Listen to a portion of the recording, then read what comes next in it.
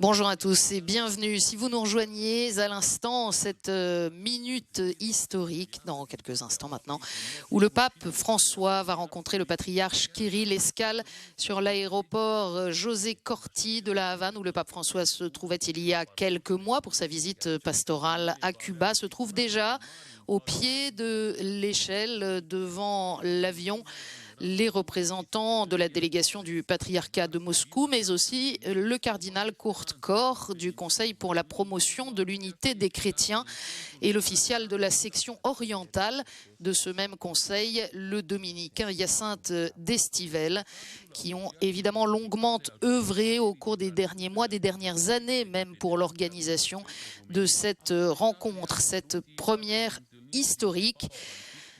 C'est le président cubain, Raúl Castro, qui va donc accueillir le pape avec certains clins d'œil de l'histoire. Cuba, ce lieu de l'affrontement entre Kennedy et Khrouchtchev. Cuba, où a eu lieu l'une des révolutions communistes et par la suite l'instauration de l'une des dictatures les plus terribles. Cuba, toujours objet de la diplomatie pontificale, Jean XXIII pour réconcilier États-Unis et Union soviétique, Jean-Paul II pour sa première visite historique, Benoît XVI également, et puis François il y a quelques mois, donc en septembre, dont l'action diplomatique a fortement contribué à une première étape, en tout cas de réconciliation avec les États-Unis à travers la levée de l'embargo. Raúl Castro, donc acteur de l'une des révolutions communistes les plus sanglantes du XXe siècle, qui est aujourd'hui l'hôte de cette rencontre de l'Orient et de l'Occident séparés depuis 1000 ans. Le pape François a quitté Rome ce matin, un peu avant 8h30. Il y a là, évidemment, et vous l'avez vu, le chef de l'État cubain vient de le saluer, le cardinal Jaime Ortega y Alamino, qui est l'archevêque de San Cristóbal de la Havane.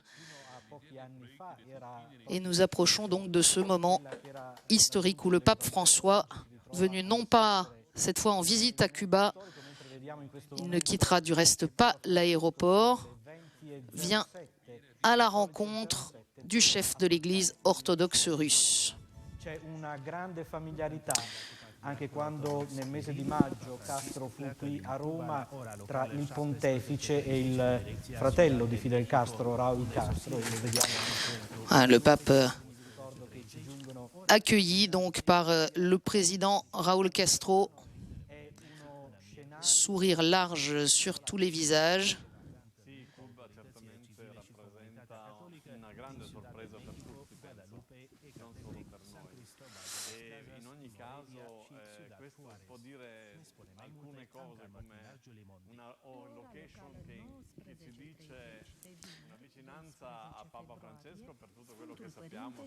Le pape qui salue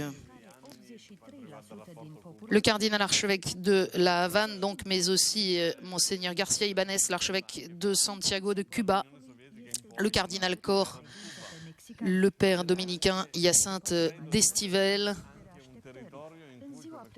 Monseigneur Koulbokas, qui est officiel de la secrétaire d'État, et le secrétaire de la nonciature. Voilà, alors c'est une rencontre qui va se passer en plusieurs étapes. Nous en voyons ici les premières minutes, l'arrivée du pape qui va donc rencontrer le patriarche de Moscou dans les salons d'honneur de l'aéroport. Le patriarche de Moscou, accompagné du métropolite Hilarion, qui préside le département des relations extérieures du patriarcat.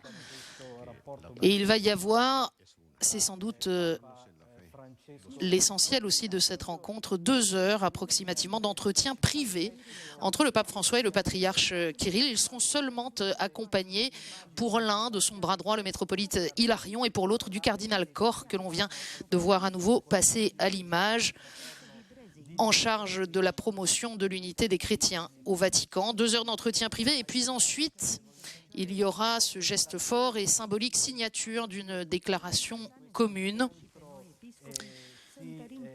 et que nous pourrons suivre en direct avec échange de discours. Voilà, c'était important aux yeux des orthodoxes que cette rencontre longtemps désirée, longtemps attendue par Rome se déroule ailleurs qu'en Europe, puisqu'en Europe subsistent encore des motifs profonds de division entre les deux églises, notamment sur la question des Grecs catholiques en Ukraine, et d'avoir choisi ainsi une destination hors du sol européen permettait aux deux parties d'envisager cette rencontre dans un territoire neutre, ce qui a, semble-t-il, permis d'arriver enfin à l'organisation de cette rencontre. C'est l'urgence du temps et en particulier cet écuménisme du sang dont parle beaucoup le pape François, qui fait qu'au Proche et Moyen-Orient, mais aussi dans de nombreuses régions d'Afrique et d'Asie, les chrétiens aujourd'hui persécutés le sont indifféremment, qu'ils soient catholiques, orthodoxes ou protestants. Cet écuménisme du sang, la situation des chrétiens persécutés seront au cœur de l'entretien entre Kirill et François, mais aussi la défense des valeurs chrétiennes ou la promotion d'une anthropologie, d'une vision de l'homme chrétienne dans un monde occidental de plus en plus sécularisé, et puis bien sûr le besoin de construire l'unité. Ça n'est évidemment pas ce soir que le dialogue théologique entre les deux églises va s'approfondir ou arriver à une conclusion, mais c'est symboliquement une rencontre très forte et qui indique aussi aux deux églises, dont les chefs ont ainsi choisi de surmonter les difficultés pour pouvoir se parler, la nécessité de continuer d'aller de l'avant sur le chemin de l'unité. Selon le cardinal Poupard, le pape François et le patriarche Kirill s'accordent aujourd'hui sur la responsabilité de leurs églises à transmettre la foi. Et ce rapprochement aujourd'hui peut donc avoir lieu en dépit de questions plus politiques qui restent en suspens. Alors évidemment, cette rencontre, elle est le fruit d'un très long travail. Plusieurs fois, on a espéré qu'elle se tienne sous différents pontificats et puis elle n'a pas pu avoir lieu. C'était le souhait vif de Jean-Paul II. Mais la question du soutien apporté à l'Église grecque catholique ukrainienne ne l'a pas rendu possible du point de vue russe. Le pape Benoît XVI, lui aussi, a beaucoup œuvré pour le rétablissement du dialogue avec le patriarcat de Moscou. Il faut se souvenir qu'avant d'être patriarche, ce qu'il l'est depuis 2009, Kirill était lui-même en charge des relations extérieures pour le patriarcat et à ce titre a eu l'occasion de rencontrer plusieurs fois le pape Benoît XVI.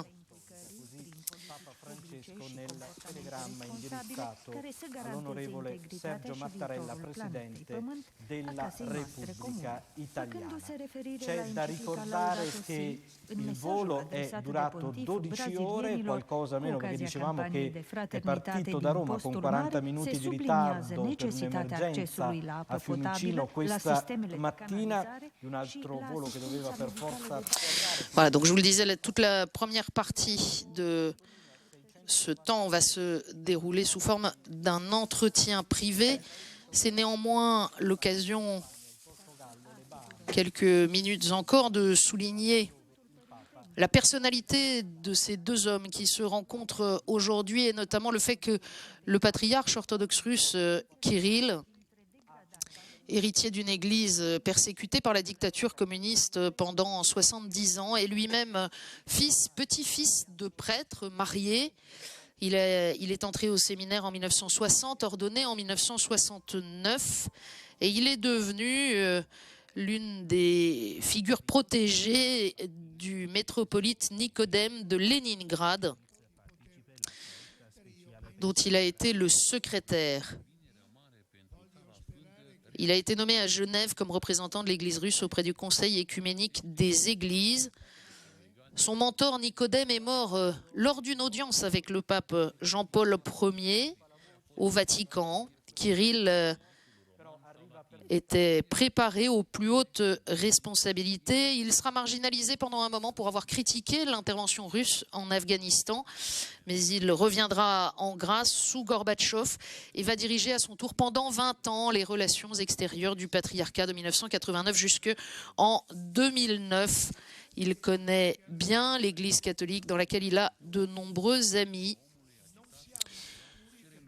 Aujourd'hui, évidemment, cette rencontre a une dimension symbolique forte. C'est d'abord le fait même qu'il se voit après ce millénaire de séparation qui frappe les esprits, qui donne un signe. On sera évidemment très attentif tout à l'heure au contenu de cette déclaration commune, à la fois certainement dans les dimensions politiques que j'ai évoquées concernant la persécution des chrétiens ou la sécularisation de l'Occident, mais aussi tout de même sur l'annonce commune de la foi par les chrétiens, sur le désir de parvenir un jour à la pleine communion entre les églises. Il sera sans doute impossible dans l'entretien privé entre les deux hommes d'éviter la question ukrainienne qui les déchire encore. Mais de cela, sans doute, ne sera-t-il pas question dans les textes officiels. Aujourd'hui, c'est une période particulière pour l'Église orthodoxe russe dont il faut rappeler qu'avec plus de 150 millions de fidèles, elle est la première des églises orthodoxes dans le monde. Pour autant, si cela confère un leadership, une autorité incontestable au patriarche de Moscou dans le monde orthodoxe, ça n'est pas lui qui en est le primus inter pares, puisque ce rôle est dévolu au fil des siècles et dans l'histoire au patriarche écuménique de Constantinople, Bartholoméos Ier. C'est donc important, à l'heure où l'on prépare dans le monde orthodoxe le premier concile pan-orthodoxe qui doit se tenir en juin prochain en Crète, événement préparé depuis plus d'un demi-siècle et qui ne s'est pas tenu sous cette forme depuis le 8e siècle. Eh bien, au moment de préparer ce concile, c'est important aussi pour le patriarche Kirill de manifester sa dimension internationale, mais c'est aussi un désir profond qu'on lui connaît de rencontrer le pape François, d'être l'artisan d'une nouvelle étape sur le chemin de la rencontre entre ces deux églises. Il y a donc des enjeux politiques, diplomatiques, importants aussi quand on sait le lien étroit qui unit encore le patriarcat de Moscou, l'église orthodoxe russe avec l'État russe. Et son relatif isolement aujourd'hui sur la scène internationale. Des enjeux politiques et diplomatiques, certes, mais d'abord, pour les chrétiens, l'image d'un encouragement à un rapprochement spirituel, à cette culture de la rencontre dont le pape François donne ici une nouvelle illustration. Che sono venuti ad accogliere il Papa, a salutare il Papa. Si parla qui di milioni che in questi giorni incontreranno il Papa. E allora coraggio. Voilà, donc je vous le disais, cette première partie de la rencontre, ces quelques minutes nous ont simplement permis de voir de nos yeux le pape François arriver à la Havane sur l'aéroport José Martí, être accueilli par le président Castro, pénétrer à l'intérieur de l'aéroport où se déroule ce premier temps, cette rencontre privée avec le patriarche Kirill, accompagné seulement du cardinal Courtcort pour Rome et du métropolite Hilarion pour Moscou, ainsi que des interprètes, chacun s'exprimant dans sa langue afin de pouvoir exprimer toutes les nuances de sa pensée. C'est ce qu'ont souhaité les deux hommes. Il faut souligner aussi qu'ils sont vraiment, eux deux, les artisans de cette rencontre. C'est leur volonté qui a permis qu'elle ait lieu. Bien sûr, il y a les services qui les aident chacun de leur côté, qui y ont contribué, mais cela nécessitait une véritable volonté politique, et notamment du côté russe. Il faut souligner qu'une partie des conservateurs orthodoxes russes sont tout à fait hostiles à la rencontre d'aujourd'hui et surtout à toute perspective d'un rapprochement avec Rome. C'est donc bien la volonté des deux hommes de donner ce signe au monde aujourd'hui, d'avoir l'occasion de se parler pour la première fois depuis 1000 ans. Le mur de Dioclétien qui sépare l'Orient de l'Occident est largement fissuré. Alors, ils s'entretiennent en privé, cela préserve la liberté de parole de chacun des deux, évidemment. Il y aura ensuite le temps des discours officiels en russe et en espagnol, vraisemblablement pour le pape, chacun donc dans sa langue maternelle, et la signature de cette déclaration commune tant attendue. Nous nous retrouverons évidemment pour vivre cela en direct. Il est prévu que les deux hommes s'entretiennent environ 2 heures. Nous devrions donc nous retrouver en direct sur KTO et ktotv.com à 22h15. À tout à l'heure.